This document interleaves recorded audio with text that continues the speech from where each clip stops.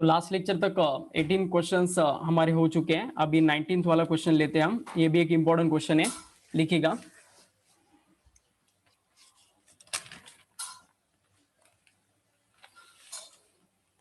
To fix frictionless two fixed frictionless inclined plane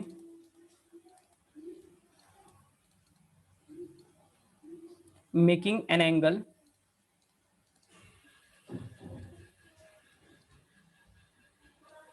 making an angle 30 degree and 60 degree with the vertical are shown in the figure.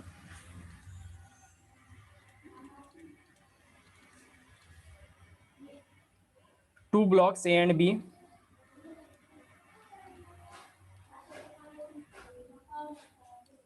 two blocks A and B are placed on the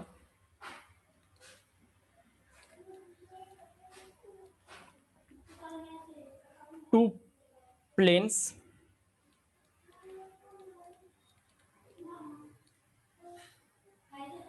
then what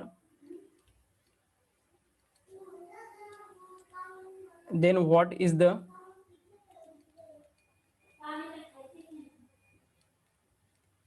relative vertical component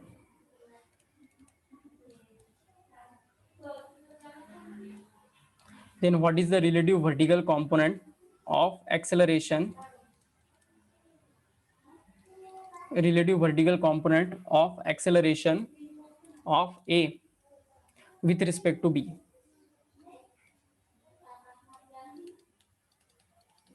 तो ए का vertical component हमें निकालना है with respect to B. Okay, और दो diagram जो आपको उन्होंने बताया कि इस क्वेश्चन में दिए, तो वो कुछ डायग्राम्स ऐसे हैं।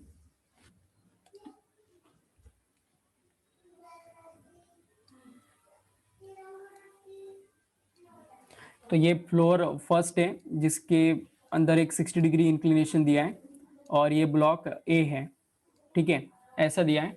और एक ब्लॉक बी है जिसका इंक्लिनेशन 30 डिग्री है। ओके, और ये ब्लॉक बी दिया है। इन दोनों का भी हमें क्या निकालना है अब? What you have to find two frictionless inclined planes making an angle 30 degree and 60 degree with the vertical as shown in figure. The two blocks A and B are placed on the two planes. Then what is the relative vertical component of acceleration of A with respect to B? तो relative vertical component निकालने हैं। Okay, अब देखो ये दोनों भी blocks के ऊपर एक्सेलरेशन ड्यू टू ग्रेविटी, मतलब एक ही एक्सेलरेशन एक्ट होगा एक्सेलरेशन ड्यू टू ग्रेविटी की वजह से, जो जी होगा। लेकिन ये कब होता है? जब ऑब्जेक्ट वर्टिकली गिरता है। क्या ये दो ऑब्जेक्ट्स वर्टिकली गिर रहे हैं क्या? नहीं, ये इंक्लाइन डायरेक्शन में नीचे आने वाले। तो इनका जो एक्सेलरेशन रहेगा एक्चुअल में वो ये वाला कंपोनेंट रहेगा। एक्चुअल एक्सेलरेशन इन दोनों का भी ये रहने वाला है। क्या रहेगा बताओ? ये जो अलोंग द सरफेस कंपोनेंट रहेगा इस एक्सेलरेशन का, ये कितना आएगा बताओ?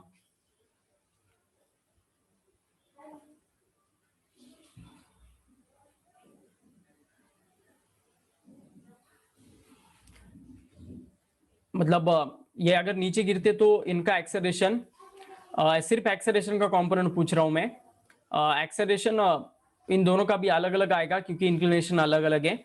तो डेफिनेटली जी साइन थीटा रहेगा। Is it okay? पहले का जी साइन थीटा ए और इसका जी साइन थीटा बी करता हूं मैं, ताकि कुछ कंफ्यूजन ना रहे। तो इसका एक्चुअल डायरेक्शन क्या रहेगा? जी साइन थीटा ए, और इसका भी एक्चुअल एक्सेलरेशन क्या रहेगा? जी साइन थीटा बी। ऐसा क्यों, कैसे, समझ में आ गया? Is it okay? तो अब इनका रिलेटिव एक्सेलरेशन उन्होंने हमें पूछा है। ओके, अब देखिएगा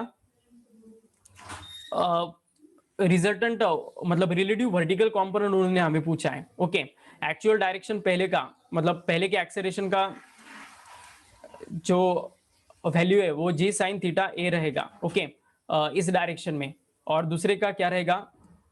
वैसे इंक्लाइन डायरेक्शन में कितना रहने वाला है? जी साइन थीटा बी रहने वाला है। Is it okay? तो अब बताओ, थीटा ए और थीटा बी के वैल्यूज पुट अगर हम करते हैं तो क्या रहेगा?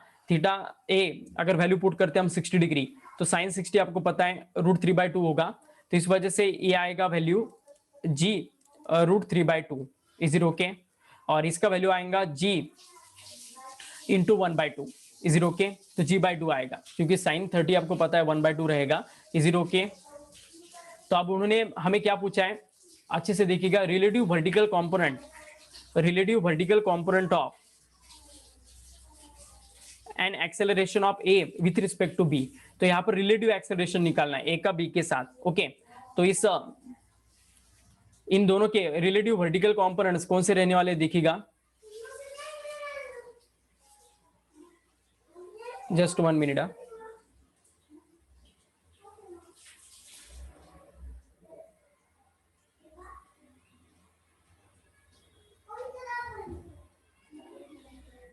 ठीक है, तो आप देखिएगा दोनों के रिलेटिव एक्सेलरेशन का वैल्यू हमें निकालना है। तो रिलेटिव एक्सेलरेशन ऑफ मतलब इस ये जो फैक्टर रहेगा ना g√3/2, इसे मैं एक्सेलरेशन ऑफ ए कंसीडर करता हूं, ओके, g√3/2, और ये जो है ना g sin theta B that is g/2, तो इस g/2 को मैं एक्सेलरेशन ऑफ बी कंसीडर करने वाला हूं। मतलब इस डायग्राम में मैं मार्क करता हूं ताकि आपको अच्छे से समझ में आ जाए।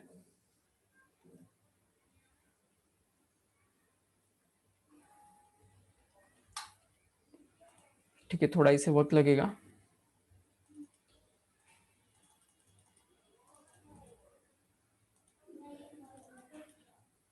ठीक है, हो गया क्लियर। तो देखिएगा अब एक्सेलरेशन ऑफ ए मतलब एग्जैक्ट एक्सेलरेशन ऑफ ए यहाँ पर रहेगा और एग्जैक्ट एक्सेलरेशन ऑफ बी ऐसा रहेगा, ओके। इनके वैल्यूज भी हमारे पास आ गए, that is g/2 and g√3/2, okay. अब हमें रिलेटिव एक्सेलरेशन निकालना है, लेकिन कौन सा, रिलेटिव वर्टिकल कंपोनेंट पूछा है उन्होंने, रिलेटिव वर्टिकल कंपोनेंट ऑफ। तो अगर कोई चीज ऐसे इंक्लाइंड है ना, तो उसको हम दो कंपोनेंट में ऐसे हमें रिजोल्व करना पड़ेगा, इज इट ओके। और वो जो थीटा रहेगा ना वो ये वाला लेना पड़ता है, इज इट ओके। तो बताओ ये अगर एंगल 60 डिग्री है तो ये वाला एंगल कितना डिग्री रहेगा, टेल मी।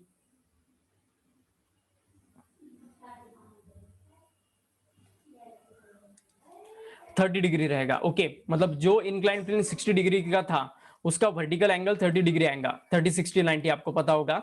तो और ये अगर 30 डिग्री है तो इसका 60 डिग्री आएगा। तो ये एक्सेलरेशन जो है ना ए सफिक्स ए, तो इसका थीटा से रिलेटेड कंपोनेंट कौन सा आएगा बताओ, टेल मी।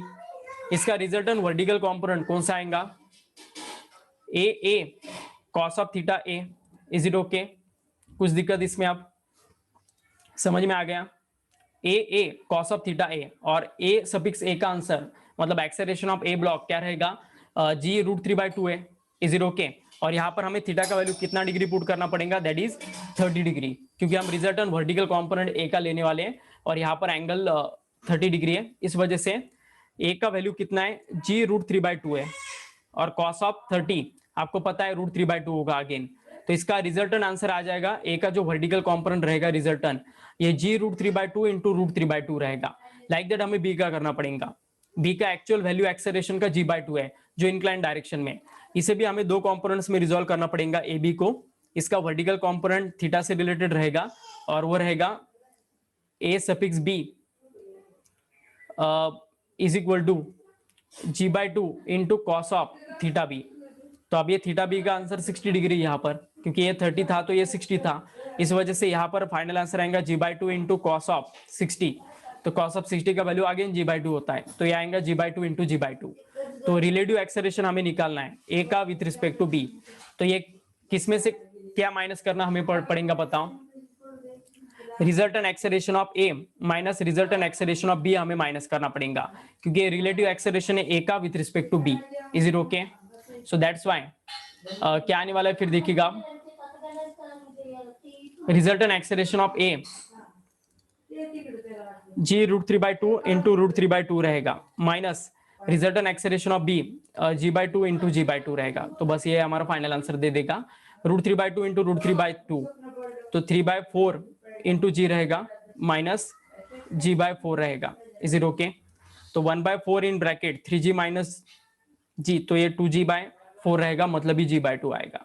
तो फाइनल आंसर इसका 9.8 डिवाइडेड बाय 2 मतलब ये 4.9 मीटर पर सेकेंड स्क्वायर रहेगा। तो ये रहेगा final answer. Is it okay? बहुत कंसेप्चुअल क्वेश्चन है रिजोल्यूशन का, अच्छे से लिख कर रखना इसे। Take the screenshot of the screen, पहले स्क्रीन का लीजिएगा।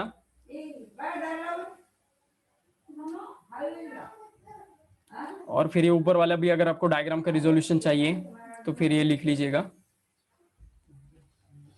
समझ में आ गया सभी को? थोड़ा अच्छे से लिखना इसे, और बाद में मतलब एक दो बार अगर आप देखोगे तो इजीली समझ में आ जाएगा। g²/4 आएगा ना, g²/4, ठीक है हम देखते हैं। g इंटू 1/2 है वो, sorry g/2 into g/2 repeat हुआ मुझसे, वो 1/2 है वहां पर, क्योंकि ये g/2 इंटू cos 60 है ना, cos 60 की वैल्यू g/2 थोड़ी रहेगा, तो इसका 1/2 आएगा आंसर। तो वो गलती से लिखा है मैंने, ठीक है। तो फिर ये आएगा g/2 इंटू 1/2। आ गया समझ में आंसर? ये यहाँ पर भी 1/2 करो।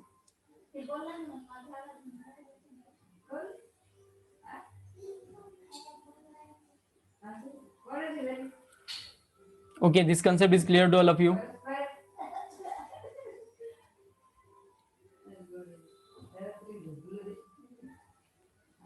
तो अभी एक लास्ट क्वेश्चन लेते हैं, इसके बाद एंड कर देते हैं।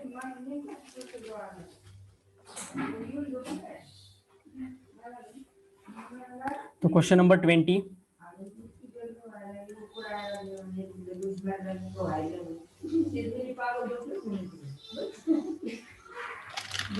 ठीक है। अभी ऐसा कुछ अलग सा क्वेश्चन अगर है तो देखता हूं मैं, और भी मतलब बहुत सारे वैरायटीज के क्वेश्चन रिमेनिंग है, वो लगा तो हम कल के लेक्चर में लेते हैं।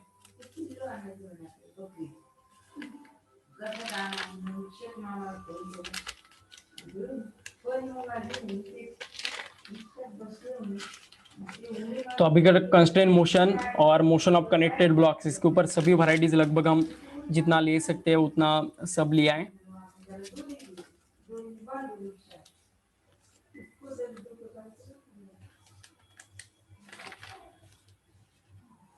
ठीक है, तो ऑलमोस्ट जितने भी क्वेश्चन थे मेरे पास वो सब खत्म हो चुके हैं। एक ही क्वेश्चन है जो सिंपल है, ठीक है, आप जान दो, दे देते हैं हम। इसका क्वेश्चन फटाफट निकालो और एंड करते फिर लेक्चर को।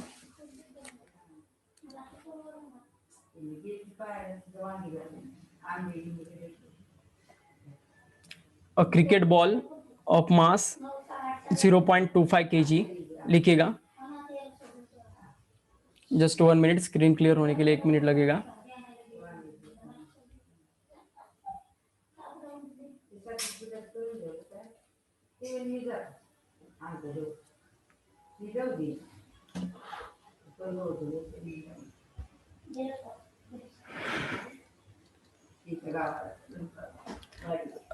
A cricket ball of mass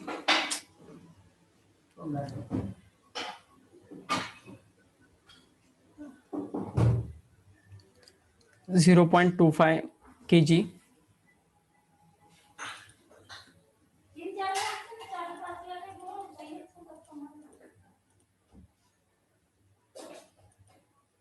a cricket ball of mass 0.25 kg moving with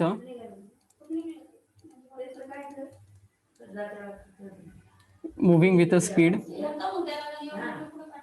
10 meter per second collides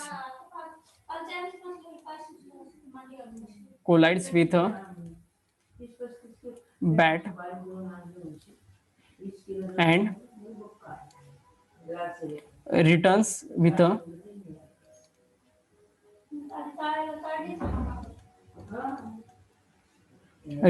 a same speed within 0.01 second. The force acted on the bat is,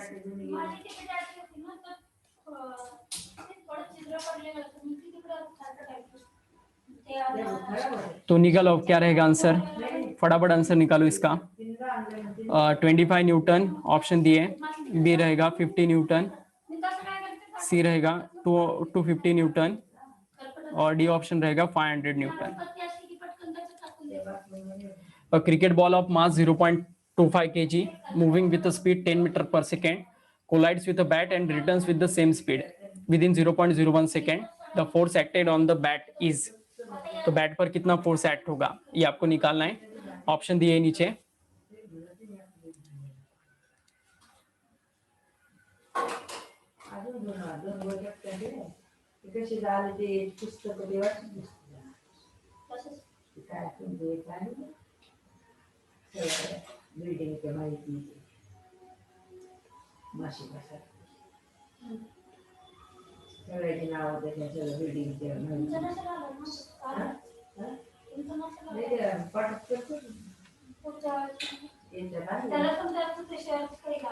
five 500 newton right answer है। Okay तो just यहाँ पर formula use करना है हमें, F is equal to M in bracket V minus U by T. Okay B नहीं रहेगा कल्याणी, देखो आंसर पॉइंट में आपने गलत किया है, 500 न्यूटन रहेगा। तो एम का वैल्यू 0.25। ओके और वी और यू आपको देखेगा बैट मतलब बॉल जब जा रहा है तो उसका स्पीड वी है और आते वक्त उसका स्पीड अगेन वी है, लेकिन जाने और आने के बीच में डायरेक्शन का चेंज होता है। इस वजह से जाने का स्पीड अगर हम प्लस लेते हैं तो आने का माइनस लेना पड़ता है। तो ये स्पीड 10 माइनस ऑफ -10 ओके ऐसे लेना पड़ता है। बस इतना ही कंसेप्ट है इसमें। और 0.01 टाइम रहेगा तो 0.25 मतलब ही 1/4 रहता है इंटू 10 + 10 दैट इज 20 आएगा डिवाइडेड बाय 0.01। तो 1/4 को अगर हम 20 से डिवाइड करेंगे तो आंसर 5 आएगा। 5/0.01 मतलब 10⁻², ये -2 ऊपर चला गया तो 10⁻², तो 5 × 10⁻² दैट इज 500 न्यूटन आ जाएगा। Is it okay? सभी स्टूडेंट को समझ में आ गया या और एक्सप्लेन करना है? This concept is clear to all of you? The ball था जिसका मास 0.25 kg था और वो जा रहा था और बैट को हिट किया तो आते वक्त उसका स्पीड वही था। ओके लेकिन चेंज क्या हो जाता है, उसका डायरेक्शन एग्जैक्टली अपोजिट होगा। तो जाने का स्पीड अगर हम +10 मीटर पर सेकंड ले रहे हैं तो आने का स्पीड -10 लेना पड़ता है। इस वजह से v - u ये जो फैक्टर रहेगा इस फॉर्मूले में, ये 10 माइनस ऑफ -10 मतलब 10 + 10 दैट इज 20 हो जाएगा। बस इतना इसमें कंसेप्ट है, बाकी कुछ भी नहीं है। Is it okay? ऐसे क्वेश्चन हमने स्टार्टिंग में लिए थे जब ये टॉपिक पढ़ाया था तब। ओके आई होप सभी को क्लियर हो गया होगा। कुछ दिक्कत अब इसमें?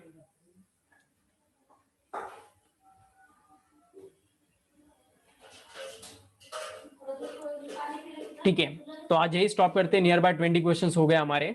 कल के लेक्चर में हम रिमेनिंग क्वेश्चंस देखते हैं। Thank you.